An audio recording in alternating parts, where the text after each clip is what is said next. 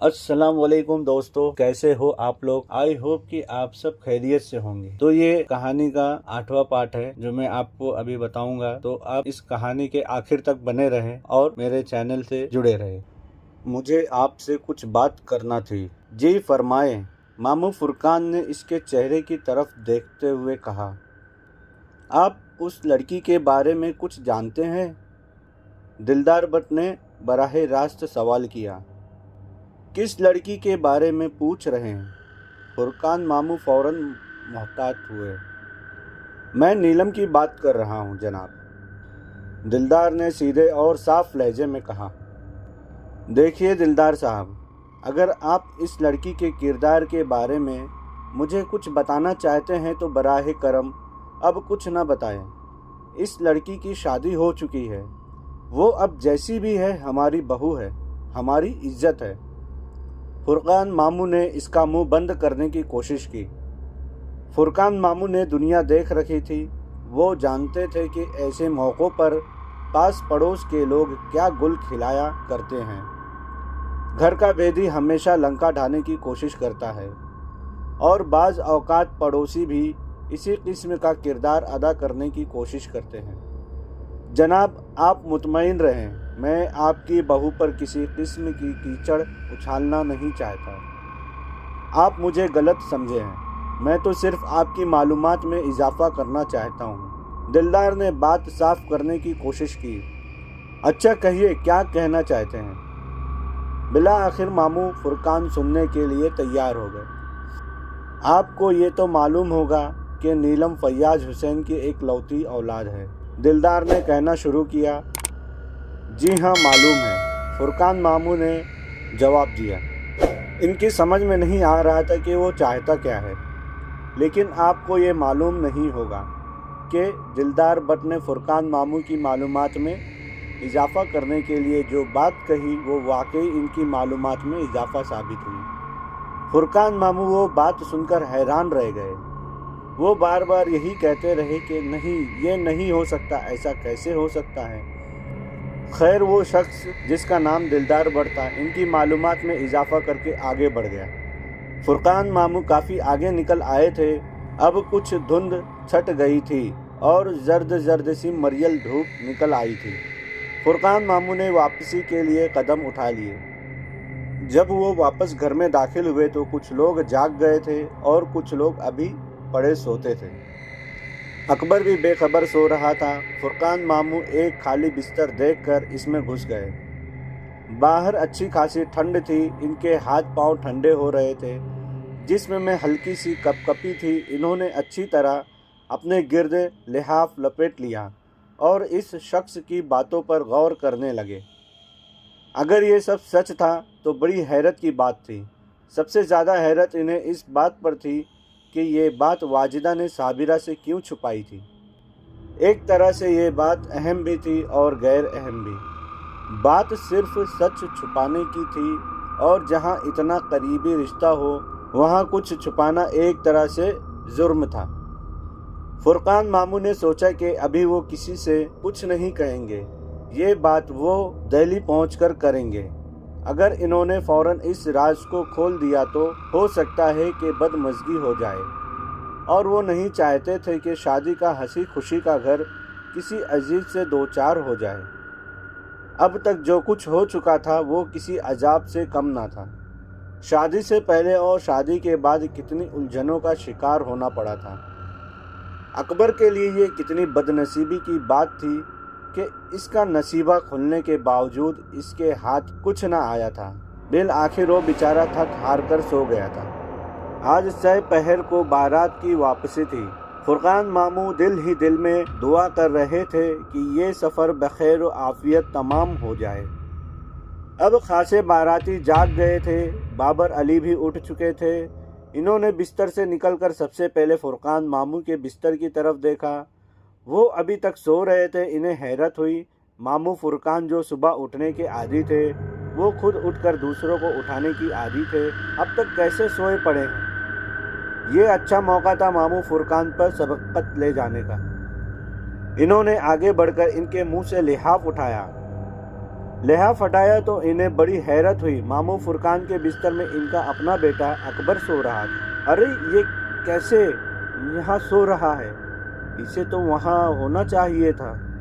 انہوں نے سوچا یہ یہاں سو رہا ہے تو ماموں فرقان کہاں گئے؟ بھئی یہ ماموں فرقان کہاں گئے؟ بابر علی نے کسی سے پوچھا۔ میں یہاں ہوں، ماموں فرقان نے بابر علی کی آواز سن کر فوراً اپنے منہ سے لحاف ہٹایا۔ ارے آپ وہاں کہاں لیٹے ہیں؟ بابر علی نے ان کے بستر کی طرف بڑھتے ہوئے کہا۔ بھئی کیا کروں، تمہارے بیٹے نے میرے بستر پر قبضہ کر رکھا ہے، ماموں فرقان ہنستے ہوئے بولے۔ یہ یہاں کیوں ہے؟ بابر علی نے پوچھا۔ تو پھر یہ کیا کرے بیچارہ، کہاں جائے؟ ماموں فرقان نے بیٹھتے ہوئے کہا۔ کیا مطلب، میں سمجھا نہیں؟ بابر علی حیرت سے بولے۔ تم سمجھو گے بھی نہیں، رات بھر خراٹے جو بھرتے رہے ہو۔ ماموں فرقان نے ہنستے ہوئے کہا۔ ادھر آ جاؤ میرے پاس، تمہیں رات کی ساری کہانی سناتا ہوں۔ رات کو اس قدر ہنگامہ ہوا تھا کہ سب ہی جاگ گئے تھے، ایک نہیں جاگے تھے تو بابر علی۔ یہ بڑی گہری نیند سونے کے عادی تھے، سونے کے بعد ان کے سر پر دھماکے بھی ہوتے رہے تو وہ اس پر پرواہ نہیں کرتے تھے۔ ان کی عجیب عادت تھی، سونے کے بعد اگر انہیں کچی نیند میں جگا دیا جائے تو ان کے سر میں فوراً شدید قسم کا درد ہو جاتا۔ رات کو جب نیلم بے ہوش ہوئی تھی تو صابرہ نے چاہا تھا کہ بابر علی کو اٹھا لیا جائے، لیکن ماموں فرقان کیونکہ بابر کی عادت سے واقف تھے اس لیے انہوں نے اسے اٹھانے سے منع کر دیا۔ جب رات بھر کی روادات ماموں فرقان سے بابر علی نے سنی تو وہ فکر مند ہو گئے، لیکن حالات اور واقعات ایسے تھے کہ اس میں کوئی کچھ کر نہیں سکتا تھا، اور جو کر سکتا تھا وہ ابھی تک نیلم کے قدموں میں پڑا تھا۔ نیلم گہری نیند سو رہی تھی، وہ پوری رات کی جاگی ہوئی، پھر پے در پے واقعات نے اسے ہلا کر رکھ دیا تھا۔ ہوش میں آنے کے بعد اسے نیند کی گولی دے دی گئی تاکہ اس کے ذہن کو کچھ سکون مل جائے، ابھی اسے ایک لمبا سفر بھی کرنا تھا۔ نیلم گہری نیند سو رہی تھی اور وہ اس کے قدموں سے لپٹا ہوا تھا۔ نیلم کو کچھ ہوش نہ تھا، اگر اسے یہ معلوم ہو جاتا کہ ایک خوفناک بلّا اس کے پیروں میں لیٹا ہے تو شاید اس کی جان بھی نکل جاتی۔ اس سے پہلے کہ اس کمرے میں لوگ جاگ جاتے، وہ کالا بلّا نیلم کے پیروں سے اپنا جسم رگڑتا ہوا لحاف سے باہر نکل آیا۔ باہر نکل کر اس نے ایک زوردار انگڑائی لی اور اطمینان سے چلتا ہوا دروازے تک آیا اور دروازہ کھول کر باہر نکل گیا۔ نیلم کوئی 10-11 بجے تک سوتی رہی، کسی نے اسے اٹھانے کی کوشش بھی نہ کی۔ خود ہی اس کی آنکھ کھلی، پہلے تو اس کی سمجھ میں نہ آیا کہ وہ کہاں ہے۔ اس کا سر بھاری ہو رہا تھا، خواب اور گولی کا نشہ اتر چکا تھا، لیکن اس کے اثرات باقی تھے۔ تھوڑی دیر وہ یوں ہی خاموشی سے لیٹی رہی، کبھی وہ آنکھیں کھول لیتی، کبھی بند کر لیتی۔ پھر اس کے ذہن میں ایک ایک بات تازہ ہو گئی، وہ اپنے حواسوں میں آ گئی، تب اسے احساس ہوا کہ اس نے کیسی بھیانک رات گزاری ہے۔ اسے شادی کا بڑا چاو تھا اور جتنا شوق تھا اتنا ہی اس کے ساتھ بڑا ظلم ہوا تھا۔ وہ سنہری رات جس کے لیے لڑکیاں دن گنتی ہیں، کیسی لمحہ لمحہ عذاب بن کر اس پر ٹوٹی تھی۔ رات گزر گئی تھی لیکن اس کے اثرات ختم نہ ہوئے تھے، جیسے اس کے ذہن پر نقش ہو کر رہ گئے تھے۔ ابھی وہ جانے کتنی دیر یوں ہی آنکھیں موندی پڑی رہتی کہ اس کی امی اندر آئی۔ انہوں نے یہ دیکھنے کے لیے کہ نیلم ابھی سو رہی ہے یا جاگ رہی ہے اسے آواز دی۔ ارے نیلم! جی امی، نیلم نے آنکھیں کھول دیں۔ اب اٹھ جاؤ بیٹی، ناشتہ وغیرہ کر لو، واجدہ نے پیار سے کہا۔ جی امی اٹھ رہی ہوں، نیلم نے آہستگی سے کہا۔ بیٹی تمہاری طبیعت تو ٹھیک ہے؟ واجدہ نے فکر مندی سے پوچھا۔ جی امی طبیعت تو ٹھیک ہے، بس ذرا سر بھاری ہو رہا ہے، وہ گولی کی وجہ سے ہوگا، چائے وائے پیو گی تو ٹھیک ہو جائے گا۔ ہاں امی، یہ خواب آور گولیوں کی مجھے بالکل برداشت نہیں ہے، وہ تو میں نے ابو کی وجہ سے گولی کھا لی تھی ورنہ کبھی نہ کھاتی۔ بیٹی آج تو ہم سے جدا ہو جائے گی، تجھے کچھ معلوم ہے؟ واجدہ کے چہرے پر اداسی پھیل گئی۔ ہاں امی جانتی ہوں، نیلم نے افسردگی سے کہا۔ آپ نے مجھے بیاہ بھی اتنی دور دیا کہ کوئی جلدی آنا بھی چاہے تو نہ آ سکے۔ کیا امی میں آپ کو اتنی بری لگتی تھی؟ اکبر بہت اچھا لڑکا ہے، وہ تیرا بہت خیال رکھے گا، واجدہ نے اسے تسلی دی۔ ہاں امی، میں یہ بھی جانتی ہوں، نیلم نے تھوڑا سا مسکراتے ہوئے کہا۔ پھر وہ اداس ہو گئی۔ امی، آپ اور ابو مجھے بہت یاد آئیں گے، ہمارا گھر تو سونا ہو جائے گا۔ اس گھر میں تیرے سوا اور تھا کون؟ اب اس گھر میں وہ ہوں گے اور میں ہوں گی، اور وہ بھی کہاں ہوں گے، وہ تو دن بھر کاروبار میں مصروف ہوں گے، میں اکیلی ہی گھر پر ادھر ادھر گھومتی پھروں گی۔ امی، کوئی مصروفیت نکال لینا ورنہ بور ہو جاؤ گی، نیلم نے مشورہ دیا۔ ہاں کروں گی کچھ، ورنہ یہ اکیلا گھر تو مجھے کاٹنے کو دوڑے گا، واجدہ نے نیلم کو پیار سے دیکھتے ہوئے کہا۔ تم اپنا خیال رکھنا، مجھ سے فون پر دوسرے تیسرے روز بات کر لیا کرنا، میں بھی تمہیں فون کر لیا کروں گی۔ ہم نے بہت سوچ سمجھ کر تمہیں اتنی دور بھیجنے کا فیصلہ کیا ہے، مجھے پوری امید ہے کہ تم وہاں پر خوش رہو گی، وہ گھر تمہارے لیے اجنبی نہیں ہے، وہاں تم کئی مرتبہ رہ آئی ہو۔ اکبر تمہارا دیکھا بھالا لڑکا ہے، وہ تم سے شادی کرنے کا شدید خواہش مند تھا، وہ تمہیں ہر قیمت پر خوش رکھے گا، لیکن اتنا یاد رکھنا کہ اسے تمہارے بارے میں کچھ معلوم نہیں ہے، اس سلسلے میں ہر ممکن طور پر اپنی زبان بند رکھنا، ورنہ پیچیدگیاں بڑھ جائے گی۔ تم سمجھ رہی ہو نا میری بات؟ جی امی، سمجھ رہی ہوں، نیلم نے سنجیدگی سے کہا۔ ابھی تک کوئی ان حالات سے واقف نہیں ہے، اور تمہیں دہلی بیانے میں یہ حکمت عملی بھی کار فرما تھی کہ کوئی ان حالات سے واقف نہ ہو سکے۔ ہم دونوں کی جان تمہارے اندر ہے، تمہارے ابو تمہیں ٹوٹ کر چاہتے ہیں، میری محبت سے تو تم واقف ہی ہو، اگر وہ سب نہ ہوا ہوتا تو ہم کبھی تمہیں دہلی نہ بھیجتے۔ اس شہر میں لڑکوں کی کیا کمی تھی، لیکن ہم نے جان بوجھ کر تمہیں اپنے سے دور کیا ہے تاکہ تم سدا سکھی رہ سکو۔ تمہاری خوشی ہمارے لیے اولین ہے، ہم تمہیں ہر حال میں خوش دیکھنا چاہتے ہیں۔ واجدہ کی آنکھوں میں نمی آ گئی۔ میں اندر آ جاؤں؟ ابھی یہ دونوں بات کر ہی رہے تھے کہ دروازے سے صابرہ نے جھانکا۔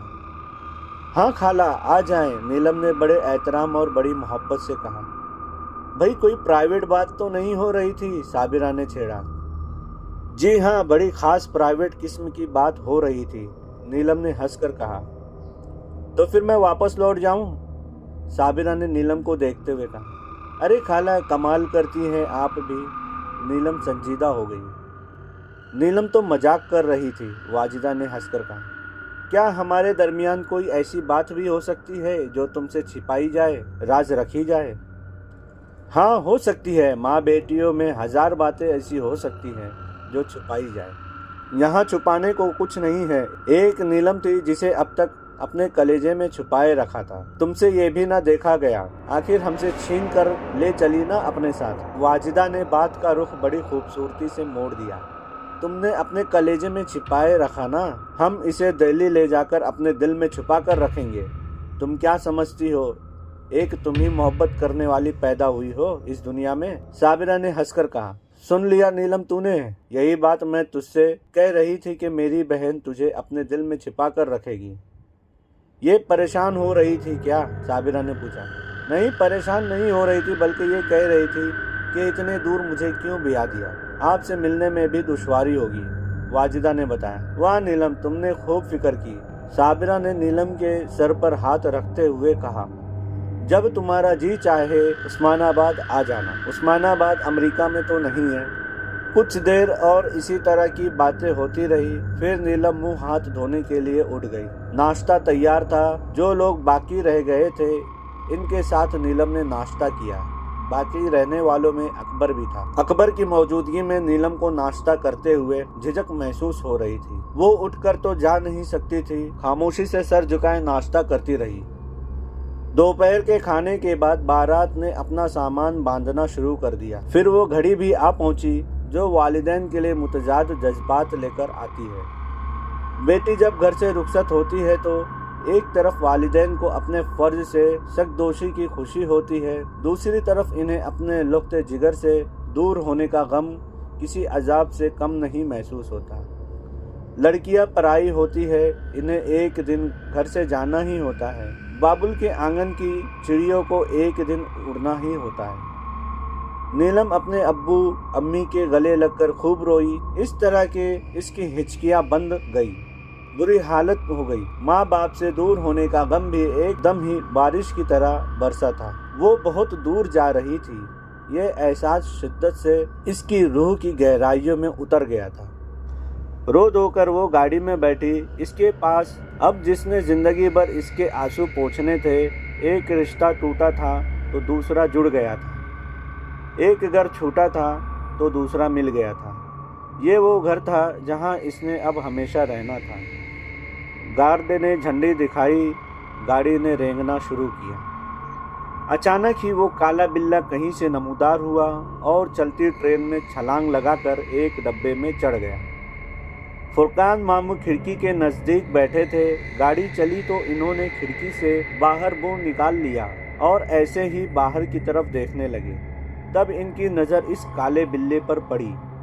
इन्होंने इसे बराबर वाले डिब्बे में चढ़ता देख लिया। गाड़ी ने अब रफ्तार पकड़ ली थी। मामू फुरकान ने अपना सर खिड़की से अंदर किया और फिक्रमंदी से बाबर अली को देखने लगे। बाबर अली इनके सामने वाली सीट पर बैठे थे। क्या हुआ मामू? बाबर अली ने इनकी पेशानी पर फिक्र की लकीरें देख ली थी। इन्होंने पूछा। आओ मेरे साथ, मामू ने बर्थ से उठते हुए कहा। इधर चलकर बात करते हैं। बाबर अली फौरन ही इनके साथ हुए। मामू फुरकान ने सबसे पहले बोगी का दरवाज़ा अंदर से बंद किया। ये पूरी बोगी रेज रद्द थी। इसमें बारातियों के सिवा कोई बाहर का आदमी ना था। दरवाज़ा बंद करते हुए फुरकान मामू ने कहा, मैंने इसे गाड़ी में चढ़ते देखा है। किसको मामू? बाबर अली ने हैरान होकर पूछा। काले बिल्ले को, मामू फुरकान ने आहिस्ता से कहा। ये वही बिल्ला है जो हमारे साथ उस्मानाबाद गया था। अब ये फिर हमारे पीछे लग गया है। बोगी की सारी खिड़कियां और दरवाजे बंद कर दो ताकि वो बिल्ला इस बोगी में ना आ सके, और ये बात किसी को बतानी भी नहीं है। मैं इसीलिए तुम्हें अपने साथ उठा कर लाया हूँ। खिड़कियां दरवाजे तो खैर बंद कर दिए गए, लेकिन बोगी के दरमियान के दरवाजे जो एक बोगी को दूसरी बोगी से मिलाते हैं, जिनसे बेरे और टिकट चेकर वगैरह गुजरते रहते हैं, इन्हें बंद करना आसान न था। इन दरवाज़ों पर नज़र रखने के लिए ज़रूरी था वहाँ कोई आदमी मुस्तकिल बैठे, और ये निगरानी का काम लड़के ही अच्छी तरह कर सकते थे। लिहाजा अब ज़रूरी हो गया कि ख़ानदान के 2-3 लड़कों को एतमाद में लेकर इन्हें काले बिल्ले की निगरानी पर मामूर कर दिया जाए। फुरकान मामू ने 2-3 लड़कों को मुंतखब करके इन्हें सूरत हाल से आगाह कर दिया। इन्हें ये भी बता दिया गया कि ये काम बड़ी राजदारी से करना है। बारातियों को बिलखुसूस ख्वातीन को ये बात हरगिज नहीं बताना है कि वो खबीस बिल्ला फिर हमारे शरीक सफ़र है। ख्वामख्वाह बोगी में खौफ व हरास फैल जाएगा।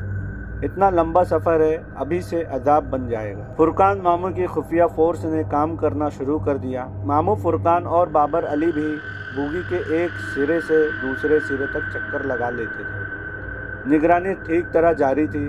शाम ढलने लगी, फिर रात आई। ये एक अच्छी खासी सर्द रात थी। गाड़ी में गैर मामूली सर्दी थी। खिड़कियां दरवाजे बंद होने के बावजूद यूं महसूस हो रहा था जैसे बोगी में बर्फ भरी हो। खुदा खुदा करके ये रात गुजरी। फुरकान मामू एक लम्हे को भी नहीं सोए। इशा की नमाज पढ़कर वो बोगी के दरमियान में कंबल ओढ़े बैठे रहे। इनकी नज़रें बोगी के रास्ते पर दाएं बाएं घूमती रही और इनके होठ हिलते रहे। वो मुस्तकिल कुछ न कुछ पढ़ते रहे। दिन निकला तो इन्होंने खुदा का शुक्र अदा किया। रात खैरियत से गुजर गई थी। वो काला बिल्ला इस बोगी में दाखिल ना हो सका था। फिर वो वक्त भी आया जब गाड़ी दिल्ली के स्टेशन में दाखिल हुई। सफ़र तमाम हुआ। सारे बाराती एक एक करके ट्रेन से उतर आए। इन उतरने वालों में मामू फुरकान भी थे। प्लेटफॉर्म पर खड़े होकर इन्होंने दूर तक जहां तक वो देख सकते थे देखने की कोशिश की, लेकिन वो इन्हें कहीं नजर न आया। फुरकान मामू ने इत्मीनान का सांस लिया और पुल की सीढ़ियां चढ़ने लगे। बारात को घर तक ले जाने के लिए स्टेशन के बाहर एक बस मौजूद थी, लेकिन बहुत से बाराती स्टेशन से ही रुखसत हो गए। बस में सिर्फ वो लोग रह गए जिनके घर बस के रूट पर थे या घर जाना चाहते थे। बस चली तो किसी को पता भी ना चला कि वो काला बिल्ला कब बस के दरवाजे से छलांग लगाकर अंदर आ गया और पूरे इत्मीनान से एक सीट के नीचे पैर फैलाकर लेट गया। फुरकान मामू पहले आगे बैठे थे, फिर जाने क्या सोचकर वो पीछे उठ आए और इसी सीट पर बैठ गए जिसके नीचे बिल्ला लेटा था। इनके और बिल्ले के पैरों के दरमियान मुश्किल से 2-3 इंच का फासला होगा। अगर वो काला बिल्ला चाहता तो मामू फुरकान की टांग पर अपना पंजा मार सकता था। अपने साथ इन्होंने बाबर अली को भी बुला लिया था। अब वो दोनों पीछे बैठे सफ़र बखैर खूबी ख़त्म होने पर खुदा का शुक्र अदा कर रहे थे और नीचे वो काला बिल्ला लेटा हुआ बार बार अपनी दुम को बस के फर्श पर मार रहा था, जैसे तंबिया कर रहा हो कि ये सफ़र अभी शुरू हुआ है। चलो इस बिल्ले से तो जान छूटी, मामू फुरकान ने इत्मीनान का सांस लेकर कहा। काले बिल्ले ने फिर अपनी मोटी दुम बस के फर्श पर मारी, जैसे कह रहा हो कि अभी कहाँ जान छूटी, अभी तो जान अजाब में आना शुरू हो गई। मामू, इस बिल्ले ने वाकई जान अजाब में डाल दी थी, पता नहीं कहाँ से पीछे लग गया था, बाबर अली ने बस से बाहर देखते हुए कहा। अजीब बिल्ला था वो। तुम दादा गफूर को जानते हो? फुरकान मामू ने बाबर अली से पूछा। हाँ जानता हूँ, वो जो ब्रंस रोड पर रहते हैं, बाबर अली ने तस्दीक चाही। हाँ वही, मैं इनके पास जाऊँगा, वो इन मामलात में बड़े माहिर हैं, इनसे बात करूँगा, मामू फुरकान ने कहा। मामू इनसे कोई तावीज़ वगैरह ले ले, बाबर अली ने तजवीज़ पेश की। मैं इनसे बात करता हूँ, जो वो बताएंगे वैसा करेंगे। ये मामला वैसे तावीज़ों से हल होने वाला नहीं है, इसके लिए अमल करना पड़ेगा। मामू आपका क्या ख्याल है कि ये मामला अभी ख़त्म नहीं हुआ? बाबर अली ने तशवीश भरे लहजे में कहा। ये बात अगले 2-3 दिन में मालूम हो जाएगी, मामू फुरकान बोले। क्या फिर कुछ होगा? बाबर अली ने फिक्रमंदी से पूछा। अगर असर ख़त्म नहीं हुए हैं तो वो हर सूरत में ज़ाहिर होंगे, मामू फुरकान ने जवाब दिया। मामू आप 2-3 दिन मेरे घर पर ही रहें, बाबर अली ने कहा। परेशान क्यों होते हो? अब कुछ नहीं होगा, और अगर कुछ हुआ तो मैं तुमसे कौन सा दूर हूँ, मुझे टेलीफोन कर देना, मैं फ़ौरन आ जाऊँगा। वैसे परसों वलीमे पर मुलाकात होगी इंशाअल्लाह, सब ठीक रहेगा, मामू फुरकान ने तसल्ली दी। लेकिन कुछ ठीक ना रहा। फुरकान मामू के सारे अंदाजे गलत निकले। इनका ख्याल था कि काले बिल्ले से निजात मिल गई है, लेकिन ऐसा ना था। मामू फुरकान तो हसन स्क्वायर पर उतर गए, इन्हें अजीज़ाबाद जाना था। बाबर अली ने इन्हें वहां उतरने से मना भी किया कि घर चले, वहां से आपको गाड़ी के ज़रिए घर भिजवा दूंगा, लेकिन मामू फुरकान ना माने, वो ख्वामख्वाह ज़हमत होगी। वो बस से उतर गए और टैक्सी पकड़कर घर पहुंच गए। मामू फुरकान के उतरते ही काले बिल्ले ने पूरे इत्मीनान से पांव फैलाए, जैसे फुरकान मामू के उतरने से इसे सुकून मिला हो। तो दोस्तों, ये था कहानी का 8वां पार्ट। तो आप लोगों ने देखे कि बिल्ला कैसे इनके पीछे लगा हुआ है और सबसे नज़रें छुपाकर कैसे उस बस में आ गया। तो अब देखते हैं आगे चल के फुरकान मामू क्या करते हैं, उस बिल्ले से निजात मिलती है कि नहीं। तो मेरे चैनल पे बने रहें और लाइक कीजिए, सब्सक्राइब कीजिए और अपने दोस्तों को भी भेजिए। तब तक के लिए शुक्रिया। खुदा हाफिज़।